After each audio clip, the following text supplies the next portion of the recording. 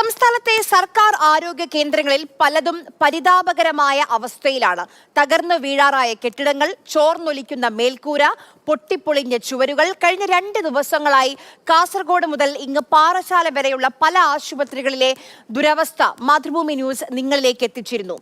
ആ list നീളുകയാണ്. അപകടമുണ്ടായ Kottayam medical കോളേജിലെ hostel കെട്ടിടം കണ്ടാൽ വ്യക്തമാകും എത്രത്തോളം പരാജയമാണ് നമ്മുടെ സിസ്റ്റം എന്ന്.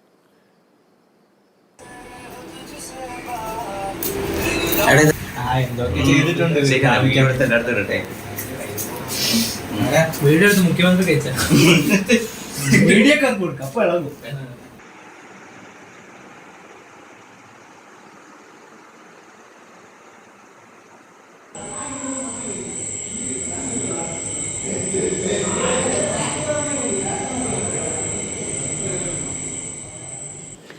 നമ്മളിപ്പോൾ നിങ്ങൾ കാണുന്ന കുറേ ദൃശ്യങ്ങളുണ്ട്. 4 ഇതിലായി കാണുന്ന ദൃശ്യങ്ങളിൽ ഒന്ന് കോട്ടയം മെഡിക്കൽ കോളേജിലെ ആൺകുട്ടികളുടെ ഹോസ്റ്റൽ പ്രവർത്തിക്കുന്ന കെട്ടിടത്തിന്റെ അപകടാവസ്ഥയാണ്. മറ്റൊന്ന് പാലക്കാട് ചിറ്റൂർ താലൂക്ക് ആശുപത്രിയിലെ സ്ത്രീകളുടെ വാർഡിന്റെ അവസ്ഥയാണ്. കോട്ടയം മെഡിക്കൽ കോളേജ് ഹോസ്റ്റലിൽ കഴിഞ്ഞത് കുമ്പളത്തെ സാമൂഹിക ആരോഗ്യ കേന്ദ്രം, അതിന്റെ ചുവരുകളൊക്കെ നോക്കി ഏത് നിമിഷം വേണമെങ്കിലും ആ സീലിംഗ് ഒക്കെ ഇടിഞ്ഞു വീഴും. മറ്റൊന്ന് മലപ്പുറത്തെ താലൂക്ക് ആശുപത്രിയുടെ ദൃശ്യങ്ങളാണ്. ഇത് ചില ദൃശ്യങ്ങൾ മാത്രമാണ്, അതാണ് നിങ്ങളിലേക്ക് എത്തിക്കുന്നത്. നമുക്കൊപ്പം ഇപ്പോൾ ഇതുമായി ബന്ധപ്പെട്ട് സംസാരിക്കാൻ ഡോക്ടർ TS അനീഷ് അതിഥിയായി ചേരുന്നുണ്ട്. ഡോക്ടർ, സ്വാഗതം. നമ്മൾ ആരോഗ്യ രംഗത്ത് വലിയ പുരോഗതി, വലിയ കുതിച്ച നേട്ടം കൈവരിച്ചിട്ടുണ്ട്, അതിൽ സംശയമില്ലാത്ത കാര്യമാണ്. പക്ഷേ ഈ ദൃശ്യങ്ങൾ കാണുമ്പോൾ, ഇപ്പോൾ പുറത്തു വരുന്ന ചില ദൃശ്യങ്ങൾ കാണുമ്പോൾ ഡോക്ടർ ഹാരിസ് ചിറക്കലൊക്കെ നമ്മുടെ മുന്നിലേക്ക് വെച്ച കുറച്ച് വസ്തുതകളുണ്ട്. ആ വസ്തുതകൾ യാഥാർത്ഥ്യമാണ്, സത്യമാണ്. നമ്മുടെ സിസ്റ്റത്തിന് പോരായ്മകളുണ്ട്, അതിൽ റെക്ടിഫിക്കേഷൻ ആവശ്യമാണ് എന്ന് ആ ചിത്രങ്ങൾ നമ്മളോട് പറയുന്നുണ്ട്. ഇപ്പം താങ്കൾക്ക് ഒരു ഈ മേഖലയിൽ പ്രവർത്തിക്കുന്ന വ്യക്തി എന്ന നിലയിൽ താങ്കൾക്ക് ഈ ചിത്രങ്ങളൊക്കെ കാണുമ്പോൾ ഒരുപക്ഷെ ഞങ്ങളെക്കാളും കൂടുതൽ അറിവുള്ളത് കൊണ്ട് ചോദിക്കുകയാണ്. ഈ ഒരാൾ വിരൽ ചൂണ്ടി ഇതാണ് വസ്തുത എന്ന് പറഞ്ഞ് അപ്പോൾ അതിൽ നടപടി ഉണ്ടാവുകയാണ്. അത് കഴിഞ്ഞ് ഇപ്പോൾ കോട്ടയം മെഡിക്കൽ കോളേജിലെ ഈ അപകടത്തിന് പിന്നാലെ പല സർക്കാർ മെഡിക്കൽ കോളേജിന്റെയും സ്ഥിതിയെ പറ്റിയുള്ള ചർച്ചകൾ നടന്നുകൊണ്ടിരിക്കുകയാണ്. ഈ ഒരു മൊമെന്റ് ഉണ്ടല്ലോ, ഈ മൊമെന്റ് ഒരു റെക്ടിഫിക്കേഷൻ ആരംഭിക്കുമെന്ന് പ്രതീക്ഷിക്കുന്നുണ്ടോ താങ്കൾ? ഞാൻ പറയുന്ന കേൾക്കാം എന്ന് വിചാരിക്കുന്നു. കേൾക്കാം, പറഞ്ഞോളൂ. ഞാൻ ഈ ദൃശ്യങ്ങൾ ഞാൻ കണ്ടില്ല, കാരണം ഞാൻ ഈ ഓൺലൈനായിട്ട് ഇതിനകത്ത് ജോയിൻ ചെയ്യുന്ന ദൃശ്യങ്ങൾ കാണാനായിട്ട് കഴിയില്ല. കേരളത്തില് ഇപ്പൊ നമ്മള് ഈ ഒരു സംഭവം എടുത്തു വെച്ചിട്ട് ഇതാണ് ജനറൽ പിക്ചർ എന്ന് പറയുമ്പോൾ ഒരു പ്രശ്നമാണ്. നിങ്ങൾ ഒരുപാട് ചിത്രങ്ങൾ കാണിക്കുന്നുണ്ടാവാം, പക്ഷെ കേരളത്തില് സർക്കാർ മേഖലയിൽ 1000 പഞ്ചായത്തുകളാണ് നമുക്കുള്ളത്. അതായത് ഓരോ പഞ്ചായത്തിലും ഒരു ആശുപത്രി എന്ന് കൂട്ടിയാൽ തന്നെ 1000 ആശുപത്രികൾ. ഓരോ ആശുപത്രിക്ക് താഴെയും ഈ കുടുംബ ആരോഗ്യ കേന്ദ്രങ്ങൾ, അതായത് ഈ സബ് സെന്റേഴ്സ് എന്ന് പറയുന്ന, അല്ലെങ്കിൽ ഹെൽത്ത് ആൻഡ് വെൽനസ് സെന്റർ എന്ന് പറയുന്ന 5 എണ്ണമെങ്കിലും ഉണ്ടാവും. അങ്ങനെയാണെങ്കിൽ 5000-ഓളം ഹെൽത്ത് ആൻഡ് വെൽനസ് സെന്ററുകൾ, ഇത്രയും മെഡിക്കൽ കോളേജുകൾ, അതുമായിട്ട് ബന്ധപ്പെട്ട് നിങ്ങൾ കാണിക്കുന്ന ഹോസ്റ്റലുകൾ പോലെയുള്ള അനുബന്ധ സംവിധാനങ്ങൾ, ഇങ്ങനെ ഒരുപാട് കെട്ടിടങ്ങൾ ആണ് നമ്മുടെ നാട്ടിലുള്ളത്. അതിൽ ശോചനീയാവസ്ഥയിലുള്ള കെട്ടിടങ്ങൾ തേടിപ്പിടിച്ച് അതുമാത്രം ചിത്രീകരിച്ച് ജനങ്ങളുടെ മുന്നിൽ എത്തിക്കുമ്പോൾ ജനങ്ങൾ കാണുന്ന ഒരു പിക്ചർ എന്ന് പറയുന്നത്, അല്ലെങ്കിൽ നിങ്ങൾ അവരെ കാണിക്കാൻ ശ്രമിക്കുന്ന ഒരു പിക്ചർ ശരിയായിട്ടുള്ള ആരോഗ്യ അവസ്ഥ അല്ലെങ്കിൽ നമ്മുടെ ആരോഗ്യ സംവിധാനത്തിന്റെ അവസ്ഥയാണോ, അതോ നമ്മളായിട്ട് തേടിപ്പിടിച്ച് കണ്ടെത്തിയ ഈ ന്യൂനതകളെ മാത്രം കാണിക്കുന്നതാണോ എന്നുള്ളൊരു ചോദ്യം അവിടെ അവശേഷിക്കുന്നുണ്ട്. ന്യൂനതകൾ കാണിക്കുന്നതിൽ തെറ്റൊന്നുമില്ല, പക്ഷേ ഈ ന്യൂനതകളാണ് എല്ലായിടവും എന്ന് പറയുന്നതിന് പകരം നമ്മൾ റാൻഡമായിട്ട് എടുത്ത ആശുപത്രികളിൽ, അല്ലെങ്കിൽ നേരത്തെ ഉള്ള ആശുപത്രിയിൽ നിന്ന് എന്തൊക്കെ മെച്ചപ്പെട്ടിട്ടുണ്ട്, എന്തൊക്കെ മോശമായിട്ടുണ്ട്, ഈ ന്യൂനത എത്ര കാലമായിട്ട് തുടരുന്നുണ്ട് തുടങ്ങിയ നിലയിലുള്ള ഒരു അനാലിസിസ് നടത്തുമ്പോഴായിരിക്കും ജനങ്ങളുടെ മുന്നിൽ വളരെ കൃത്യമായിട്ടുള്ള ഒരു എവിഡൻസ് വരിക. ഇപ്പൊ എന്നെ പോലുള്ള ഒരാളെ സംബന്ധിച്ചിടത്തോളം ഇത്തരത്തിലുള്ള ന്യൂസുകൾ പുറത്തു വരുമ്പോൾ ഉള്ള പ്രധാനപ്പെട്ട ഒരു പ്രശ്നം, നമ്മുടെ നാട്ടിലെ ഈ മധ്യവർഗ സമൂഹം വളരെ കൂടുതലാണ്. പാവപ്പെട്ട ആളുകളെ സംബന്ധിച്ചിടത്തോളം അവർക്ക് സാമ്പത്തികമായിട്ട് മറ്റ് മാർഗങ്ങളില്ലാത്തത് കൊണ്ട് അവർ സർക്കാർ മേഖലയിൽ മാത്രമേ പോവുകയുള്ളൂ. മറിച്ച് പണം ധാരാളമുള്ള ആളുകളെ സംബന്ധിച്ചിടത്തോളം മെഡിക്കൽ കെയറിന് അപ്പുറമുള്ള മറ്റ് കൊളാറ്ററൽ ബെനിഫിറ്റുകൾ, ഉദാഹരണത്തിന് നഴ്സിംഗ് കെയർ ഒരല്പം കൂടെ ബെറ്റർ ആയിട്ട് കിട്ടും, കൂട്ടിരിപ്പുകാരെ കൂടിയിരുത്താനായിട്ട് അനുവദിക്കും, AC മുറികളിൽ തന്നെ കഴിയാം തുടങ്ങിയ കാര്യങ്ങൾ കൊണ്ട് പ്രൈവറ്റ് മേഖലയെ കൂടുതൽ ആശ്രയിക്കും. പക്ഷെ മധ്യവർത്തി മേഖല, ഈ ഇടക്കുനിലക്കാരെ സംബന്ധിച്ചിടത്തോളം നമ്മുടെ ആരോഗ്യ മേഖല മെച്ചപ്പെടുന്നതനുസരിച്ച് കൂടുതൽ സർക്കാർ സംവിധാനത്തിലേക്ക് വരുന്നുണ്ട്. നിങ്ങൾ ഈ കാണിക്കുന്നതാണ് ചിത്രമെങ്കിൽ എന്തുകൊണ്ടാണ് കാലങ്ങളായിട്ട് പ്രൈവറ്റ് മേഖലയിൽ നിന്നും സർക്കാർ മേഖലയിലേക്ക് കൂടുതൽ ആളുകൾ വരുന്നത്? ഡേറ്റ മുഴുവൻ കാണിക്കുന്നത് അങ്ങനെയാണ്. സർക്കാർ മേഖലയിലേക്ക് കൂടുതൽ ആളുകൾ വരുന്നു. സർക്കാർ ആശുപത്രികളെ, സർക്കാർ ആരോഗ്യ സംവിധാനങ്ങളെ ആശ്രയിക്കുന്ന ആളുകളുടെ എണ്ണത്തിൽ അതിലിപ്പോൾ സാധാരണക്കാരെന്ന് മാത്രമല്ല, അല്ലാതെ ഇപ്പോൾ ഒരുപക്ഷെ എബവ് മിഡിൽ ക്ലാസ് ജീവിക്കുന്ന അങ്ങനെ ഒരു ഫാമിലി സ്റ്റൈലുള്ള ആൾക്കാർ കൂടി ആശ്രയിക്കുന്നുണ്ട്. ഒറ്റ വാചകത്തിൽ ഞാനത് അവസാനിപ്പിക്കാം. ഇത്തരത്തിലുള്ള ചിത്രങ്ങൾ കാണിക്കുമ്പോൾ ഇതുപോലെ വന്നുകൊണ്ടിരിക്കുന്ന ആളുകൾ അവിടെ പോയി കഴിഞ്ഞാൽ നല്ല ചികിത്സ കിട്ടില്ല, കെട്ടിടം മോശമാണ് തുടങ്ങിയ കാര്യങ്ങളാൽ മറ്റു മേഖലയിലേക്ക് പോകുകയും നമ്മളുടെ പൊതുജനാരോഗ്യ സംവിധാനത്തിനെ അത് തകരുന്നതിലേക്ക് നയിക്കുകയും ചെയ്യും. അതുകൊണ്ട് വാർത്തകൾ കൊടുക്കുമ്പോൾ രണ്ട് ഭാഗത്തു നിന്നും വളരെ എന്താ പറയുക, ഒരു റഫറിയുടെ റോൾ എടുത്തുകൊണ്ട് വാർത്തകൾ കൊടുക്കണം എന്നാണ് എനിക്കെപ്പോഴും തോന്നിയിട്ടുള്ളത്. ഞാൻ അതിനോട് ചോദിച്ചോട്ടെ, ഇപ്പം നമ്മൾ ഈ കോട്ടയം മെഡിക്കൽ കോളേജിൽ ഈ തകർന്ന വീണ ഈ കെട്ടിടം അത് 2013 അതിന്റെ ഫിറ്റ്നസുമായി ബന്ധപ്പെട്ട റിപ്പോർട്ട് വന്നു. അത് കഴിഞ്ഞ് 3 ഏജൻസികൾ പരിശോധിച്ചു. 2019 അതിൽ ബലക്ഷയമുണ്ട്, അത് ഇനി ഒരു തരത്തിലും പ്രവർത്തനം അവിടെ പാടില്ല എന്ന റിപ്പോർട്ട് നൽകിയതാണ്. അത് കഴിഞ്ഞ് അപ്പം ഇത്രയും കാലമെടുത്തു. അപ്പോൾ സിസ്റ്റത്തിൽ ഒരു പ്രശ്നമുണ്ട്, അല്ലെങ്കിൽ ബ്യൂറോക്രസിയിൽ എവിടെയോ പോരായ്മകളുണ്ട് എന്ന് നമ്മൾ അഡ്രസ്സ് ചെയ്യേണ്ടതില്ലേ? ഇന്നിപ്പോൾ നമ്മുടെ മുന്നിലേക്ക് വന്ന കോട്ടയം മെഡിക്കൽ കോളേജ് ആൺകുട്ടികളുടെ ഹോസ്റ്റൽ, അതിന്റെ ദൃശ്യങ്ങൾ നമ്മൾ കാണിച്ചു. അപ്പൊ ഇത് വാർത്തയായി വരുന്നു. വാർത്തയ്ക്ക് പിന്നാലെ അവിടെ ആ അപകടാവസ്ഥയിലായി നിൽക്കുന്ന എന്തെങ്കിലും ഒരു അറ്റകുറ്റപ്പണിക്ക് ആളുകൾ എത്തുന്നുണ്ട്. അപ്പോൾ വാർത്തകൾ മുന്നോട്ട് വരുമ്പോൾ ന്യൂനതകൾ കാണിക്കുമ്പോഴല്ലേ അതിനൊരു പരിഹാരം കൂടി വരികയുള്ളൂ. തീർച്ചയായിട്ടും അത് കാണിക്കേണ്ടതാണ്. പക്ഷേ ഇതൊക്കെ നോക്ക്, നിങ്ങളിപ്പോൾ ഉയർത്തുന്ന 2 പ്രശ്നങ്ങൾ ഞാൻ പറയാം. ഒന്ന്, ഡോക്ടർ ഹാരിസ് ഉയർത്തിയ പ്രശ്നം. ഡോക്ടർ ഹാരിസ് എന്താ പറഞ്ഞത്? ഡോക്ടർ ഹാരിസിന് ആവശ്യമായിട്ടുള്ള എക്യുപ്മെന്റുകൾ കിട്ടുന്നില്ല. ആ എക്യുപ്മെന്റ് പർച്ചേസിംഗ് കമ്മിറ്റിയുടെ ചെയർമാൻ ജില്ലാ കളക്ടറാണ്.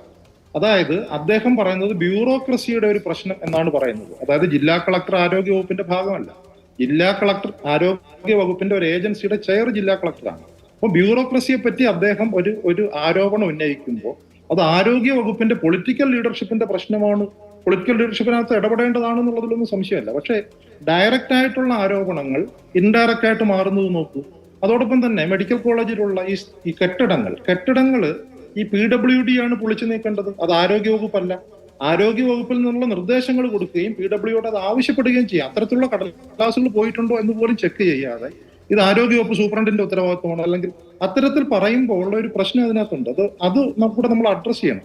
അപ്പൊ ഇത് ഇത്രയും വലിയൊരു സംവിധാനത്തിനെ നടത്തിക്കൊണ്ടു പോകുമ്പോൾ പാളിച്ചകൾ ഉണ്ടാകാം, പാളിച്ചകൾ തിരുത്തേണ്ടതാണ്, ചൂണ്ടിക്കാണിക്കേണ്ടതാണ് എന്നുള്ളത് യാതൊരു സംശയമില്ല. പക്ഷെ ചൂണ്ടിക്കാണിക്കുമ്പോൾ ഞാൻ നേരത്തെ പറഞ്ഞതുപോലെ നമ്മുടെ ആരോഗ്യ മേഖല മൊത്തം മോശമാണ്, അതിൽ മുഴുവൻ മോശമായിട്ടുള്ള കെട്ടിടങ്ങളാണ്, ഏത് സമയവും തകർന്നു വീഴാം, ആളുകൾ മരിക്കാം എന്നൊക്കെ പറയാൻ പാടില്ല എന്നാണ് എനിക്ക് തോന്നുന്നത്. ഇത്തരത്തിലുള്ളൊരു സംഭവം ഉണ്ടാകാൻ പാടില്ലായിരുന്നു. ആ സംഭവം കൃത്യമായിട്ട് സോഷ്യൽ ഓഡിറ്റിങ്ങിന് വിധേയമാക്കേണ്ടതാണെന്നുള്ള കാര്യത്തിലൊന്നും യാതൊരു സംശയമില്ല. ഡോക്ടർ അനീഷ്, ഇപ്പൊ ഹാരിസ് ചുരക്കലിന്റെ ചൂണ്ടിക്കാണിച്ച കാര്യങ്ങൾ താങ്കൾ പറഞ്ഞു. അപ്പം ഈ പൊളിറ്റിക്കൽ ലീഡർഷിപ്പുമായി ബന്ധപ്പെട്ട് തന്റെ കീഴിൽ തിരുവനന്തപുരം മെഡിക്കൽ കോളേജിൽ യൂറോളജി വിഭാഗത്തിൽ ചികിത്സയ്ക്ക് വന്ന ഒരാളോട് അല്ലെങ്കിൽ അവർക്ക് കൃത്യമായ ചികിത്സ നൽകിയില്ല, അതുമായി ബന്ധപ്പെട്ട് ആരോഗ്യമന്ത്രിയുടെ PS തന്നെ വിളിപ്പിച്ചു, മോശം ഭാഷയിൽ സംസാരിച്ചു എന്നുകൂടി ഡോക്ടർ ഹാരിസ് ചുരക്കൽ ചൂണ്ടിക്കാണിച്ചിരുന്നു. അത് ശരിയായ കീഴ്വഴക്കമാണോ അങ്ങനെയാണെങ്കിൽ? അല്ല, തീർച്ചയായിട്ടും അത് അങ്ങനെ സംഭവിച്ചിട്ടുണ്ടെങ്കിൽ തീർച്ചയായിട്ടും അത് ശരിയായ കീഴ്വഴക്കമല്ല. പക്ഷെ മറിച്ച് ഇങ്ങനെ ആലോചിച്ച് നോക്കൂ, ഡോക്ടർ ഹാരിസ് എത്രത്തോളം പേപ്പറുകൾ കൊടുത്തിട്ടുണ്ട്, എത്രത്തോളം സമയം ഹാരിസ് ഇതിനു വേണ്ടി വെയിറ്റ് ചെയ്തു, എത്ര മുമ്പെയാണ് പേപ്പർ കൊടുത്തത് എന്നുള്ള കാര്യങ്ങളെ പറ്റിയിട്ടുള്ള വിശദമായിട്ടുള്ള ഒരു അന്വേഷണം നടന്നിട്ടില്ല. അതൊരു കാര്യം. രണ്ടാമത്, ഡോക്ടർ ഹാരിസിനെ പോലെ ഈ ഒരു പേപ്പർ കൊടുക്കുന്നു, അതനുസരിച്ച് കാര്യങ്ങൾ നടക്കുന്നില്ല, അത് ഫേസ്ബുക്കിലേക്ക് പുറത്തു പറയുക എന്ന് പറയുന്നത് ഒരു ഒരു ഒരു സ്ഥാനം വഹിക്കുന്ന ഒരാളെ സംബന്ധിച്ചിടത്തോളം അത് നല്ലൊരു കാര്യമാണെന്ന് പറയാൻ പറ്റില്ല. കേരളത്തിലോ അല്ലെങ്കിൽ ഇന്ത്യയിലോ അല്ലെങ്കിൽ ഏതൊരു സ്ഥാപനത്തിലോ ഒരു സർക്കാർ സംവിധാനത്തിലാണെങ്കിലും പ്രശ്നങ്ങൾ ഉദ്യോഗസ്ഥർ ഫേസ്ബുക്കിലൂടെ പുറത്തു പറയാൻ തുടങ്ങിക്കഴിഞ്ഞാൽ ആ സംവിധാനം നിലനിൽക്കില്ല. അപ്പം ഡോക്ടർ ഹാരിസിനെതിരെ തീർച്ചയായിട്ടും അദ്ദേഹം കാണിക്കുന്ന ഒരു വിസിൽ ബ്ലോവർ എന്നുള്ള നിലയിൽ അദ്ദേഹം കാണിക്കുന്നത് നല്ല കാര്യമാണ്.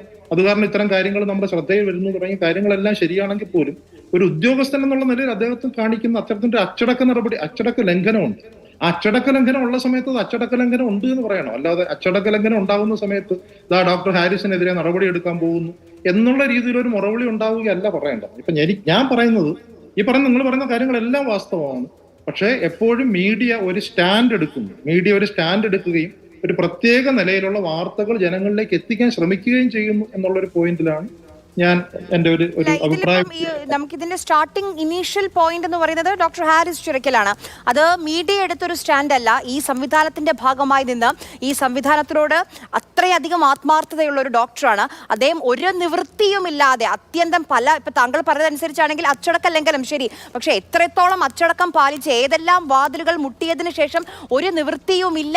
തൻ്റെ മകന്റെ പ്രായമുള്ള ഒരു ചെറുപ്പക്കാരൻ അത്രയും വേദന സഹിച്ച് അവനോട് നോ പറയേണ്ടി വന്നു. തൻ്റെ മുന്നിൽ മറ്റൊരു വഴിയുമില്ല. അതൊരു തന്നെ സംബന്ധിച്ചൊരു പ്രൊഫഷണൽ സൂയിസൈഡ് ആണ് എന്ന് ബോധ്യമായിട്ട് കൂടി അത് പറയേണ്ട അവസ്ഥ കൂടി ഈ സിസ്റ്റത്തിൽ ഉണ്ടെങ്കിൽ അച്ചടക്കം പാലിക്കുകയാണോ ആ സമയത്ത് നമ്മുടെ പ്രത്യേകിച്ച് ആരോഗ്യ മേഖലയിലുള്ള ഉദ്യോഗസ്ഥർ ചെയ്യേണ്ടത്? ഡോക്ടർ ഹാരിസ് പറഞ്ഞിട്ടുള്ള കാര്യങ്ങളെല്ലാം നമ്മുടെ മുന്നിൽ. ഡോക്ടർ ഹാരിസ് പറയുന്നത് തന്റെ മകന്റെ പ്രായമുള്ള ഒരു കുട്ടിക്ക് പെയിൻഫുൾ ആയിട്ടുള്ള ഒരു സിറ്റുവേഷൻ, വേദന അനുഭവിച്ചുകൊണ്ടിരിക്കുന്ന ഒരു കുട്ടിക്ക് സർജറി ചെയ്തു കൊടുക്കാൻ കഴിഞ്ഞില്ലെങ്കിൽ ഞാൻ എന്തിനാണ് ഈ ജോലിയിൽ ഇരിക്കുന്നത്? നോക്കൂ, അതൊരു വ്യക്തിയുടെ കാര്യമാണ്. അതോടൊപ്പം തന്നെ ഹാരിസ് പറയുന്ന ഒരുപാട് കാര്യങ്ങളുണ്ട്, അതൊന്നും തന്നെ നമ്മൾ പരിഗണിക്കുന്നില്ല. ഹാരിസ് എന്താ പറയുന്നത്? ഈ പറയുന്നത് പോലെ കേരളം തന്നെയാണ് ആരോഗ്യ മേഖലയിൽ ഏറ്റവും മെച്ചപ്പെട്ടിട്ടുള്ളത്. കഴിഞ്ഞ കുറെ വർഷങ്ങളായിട്ട് കേരളം മുന്നോട്ടുള്ള പ്രയാണത്തിലാണ്. ഞാൻ അതിന് സാക്ഷിയാണ്. ഞാൻ അതിന്റെ ഒരു പ്രധാനപ്പെട്ട ഗുണഭോക്താവും ഉപയോഗിക്കുന്ന ആളുമാണ്. ഒരു സിസ്റ്റം വളരെ നല്ലതാണെന്ന് പറയുകയും ഒരു വ്യക്തിയുടെ കാര്യത്തിൽ തനിക്കത് കൃത്യമായിട്ട് ചെയ്യാൻ കഴിഞ്ഞില്ല എന്ന് പറയുകയും ചെയ്യുമ്പോൾ ആ വ്യക്തിപരമായിട്ടുള്ള കാര്യത്തിന് കൂടുതൽ പ്രാധാന്യം നൽകി സിസ്റ്റം മോശമാണെന്നുള്ള രീതിയിലേക്ക് ഇന്റർപ്രറ്റ് ചെയ്യുന്നത് പ്രധാനമായിട്ടും മീഡിയയാണ്. കോട്ടയം മെഡിക്കൽ കോളേജിൽ ഒരു കെട്ടിടം വീണു, ഒരാൾ മരിക്കാനുള്ള സാഹചര്യം ഉണ്ടായി, പൊളിച്ചു മാറ്റാൻ വെച്ചിരുന്ന കെട്ടിടമാണ്, അതിൽ ആളുകൾ കടക്കാൻ പാടില്ലായിരുന്നു. ഗുരുതരമായ വീഴ്ചയാണ്, യാതൊരു സംശയമില്ല. പക്ഷെ അത് സംവിധാനം മുഴുവൻ അങ്ങനെയാണ്. എല്ലാ കെട്ടിടങ്ങളും വീഴാൻ പോവുകയാണ്. അല്ലെങ്കിൽ അപ്പം വീഴാൻ പോകുന്ന ചില കെട്ടിടങ്ങൾ തെരഞ്ഞു പിടിച്ച് അതിന്റെ ഫോട്ടോ എടുത്തിട്ട് നോക്കൂ, ആരോഗ്യ വകുപ്പിൽ എല്ലാ കെട്ടിടവും വീഴാൻ പോകുന്നു എന്നുള്ള രീതിയിലുള്ള ഒരു നരേറ്റീവ് ഉണ്ടാക്കരുതെന്ന് മാത്രമേ ഞാൻ പറയുന്നുള്ളൂ. കെട്ടിടം ഞാൻ ആ പ്രസ്തുത ദിവസം ഞങ്ങളുടെ അവിടുത്തെ റിപ്പോർട്ടറെ വിളിച്ചു ചോദിച്ചിരുന്നു. അപ്പം അന്ന് 2 മന്ത്രിമാരും പറഞ്ഞത് അവിടേക്ക് പ്രവേശനമില്ല, അത് അടച്ചിട്ടിരിക്കുകയാണെന്ന്. നമുക്കറിയാം ബിന്ദു കുളിക്കാൻ പോയതാണ്. അപ്പോൾ അവിടെ ആളുകൾ കടക്കുന്നുണ്ട്. ഒരു മുന്നറിയിപ്പ് ബോർഡ് മിനിമം ഒരു പേപ്പറിൽ പോലും എഴുതി ഒട്ടിച്ചിട്ടില്ല ഇവിടെ പ്രവേശനം പാടില്ല എന്ന്. അപ്പം അതൊരു വീഴ്ചയാണ് ഒന്നാമത്തെ കാര്യം. മറ്റൊരു കാര്യം, പ്രധാനപ്പെട്ട ഒരു കാര്യം എനിക്ക് ചോദിക്കാനുള്ളത്, ഇപ്പോൾ കോട്ടയം മെഡിക്കൽ കോളേജ് കേരളത്തിൽ തന്നെ ഏറ്റവും മികച്ച നമ്മുടെ പ്രസ്റ്റീജിയസ് ആയിട്ടുള്ള മെഡിക്കൽ കോളേജാണ് കോട്ടയം. ഒരു ദിവസം എത്രത്തോളം ഹൃദയ ശസ്ത്രക്രിയകളൊക്കെ നടക്കുന്നുണ്ട്, അതിൽ എത്രത്തോളം പ്രശസ്തി കൈവരിച്ചതാണെന്ന് നമുക്കറിയാം. ഡോക്ടർ ജയകുമാറിന്റെ കാര്യവും കേരളത്തിൽ ഓരോരുത്തർക്കും ഒരുപക്ഷെ അറിയുന്നുണ്ടാകും. അദ്ദേഹത്തിന്റെ ഈ ശസ്ത്രക്രിയകൾ പൂർത്തിയാക്കാൻ പോലും സമയം തികയുന്നില്ല. ആ സമയത്ത് അദ്ദേഹത്തിന്റെ അഡ്മിനിസ്ട്രേഷൻ ചുമതല കൂടി ഏൽപ്പിക്കുകയാണ്. അപ്പം രണ്ടിന്റെയും അത് അദ്ദേഹത്തിന് അല്ലെങ്കിലേ സമയമില്ല, അതിന്റെ കൂടി ഈ അഡ്മിനിസ്ട്രേഷൻ കൂടി റൺ ചെയ്യേണ്ട ഒരു ചുമതല കൂടി വരുമ്പോൾ അതൊരു അധിക ബാധ്യതയായി കാണുമോ? അല്ല, അതിനെപ്പറ്റി എനിക്ക് കൃത്യമായിട്ട് അറിയില്ല. അത് ഡോക്ടർ ജയകുമാറിന്റെ കൂടെ താല്പര്യം അനുസരിച്ചിട്ടാണോ അദ്ദേഹത്തിന് അഡ്മിനിസ്ട്രേഷൻ ചുമതല കൊടുത്തത്, അതോ അദ്ദേഹത്തിന്റെ മുകളിൽ അത് കെട്ടിയേൽപ്പിച്ചതാണോ എന്നെനിക്കറിയില്ല. പക്ഷെ എന്നെ സംബന്ധിച്ചിടത്തോളം ഡോക്ടർ ജയകുമാറിനും ഡോക്ടർ ഹാരിസുമായിട്ട് താരതമ്യം ചെയ്യുമ്പോൾ താരതമ്യം ഉണ്ടെങ്കിൽ ഡോക്ടർ ജയകുമാറാണ് ഒരു നല്ല മാതൃക നമ്മുടെ മുന്നിൽ കാണിക്കുന്നത്. കാരണം വളരെ സൈലന്റ് ആയിട്ട് ജോലി ചെയ്യുന്ന ആളാണ്. ഡോക്ടർ ജയകുമാറിന് എല്ലാ പേപ്പറുകളും ഡോക്ടർ ഹാരിസ് പറയുന്ന കണക്ക് വേഗത്തിൽ നടത്തി കിട്ടിയിട്ടുണ്ടെന്ന് ഞാൻ വിചാരിക്കുന്നില്ല.